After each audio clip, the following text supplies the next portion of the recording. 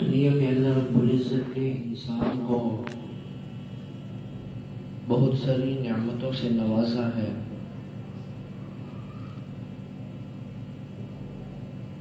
ان نعمتوں میں سے ایک نعمت والدین کی نعمت ہے۔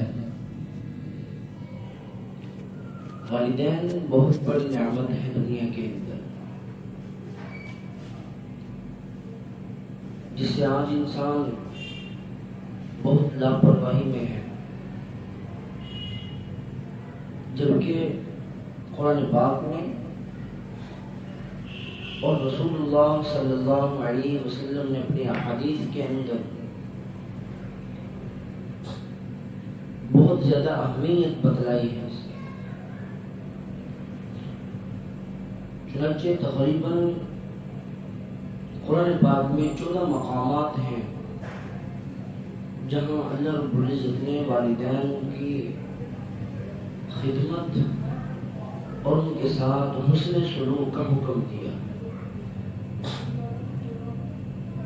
اور اس کی اہمیت کیسے بھی پتہ چلتا ہے کہ اللہ رب العزت نے قرآن پاک میں جہاں اپنے عبادت کا حکم دیا اور شرک نہ کرنے کا حکم دیا، اس کے ساتھ ہی والدین کے ساتھ حسن سلوک کا بھی حکم دیا۔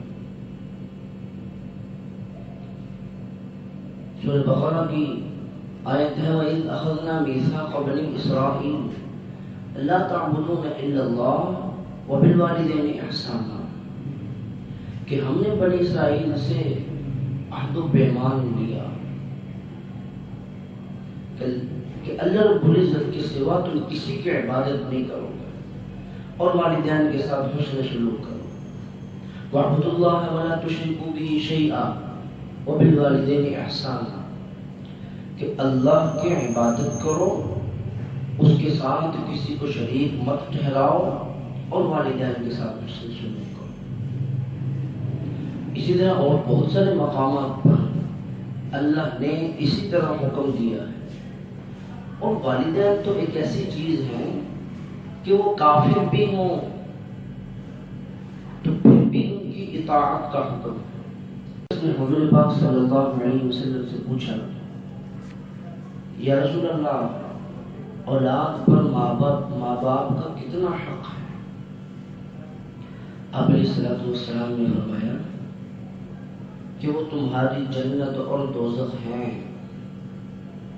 ایک روایت میں آپ علیہ السلام نے فرمایا رضا الرب فی رضا الوالد وسخط الرب فی سخط الوالد،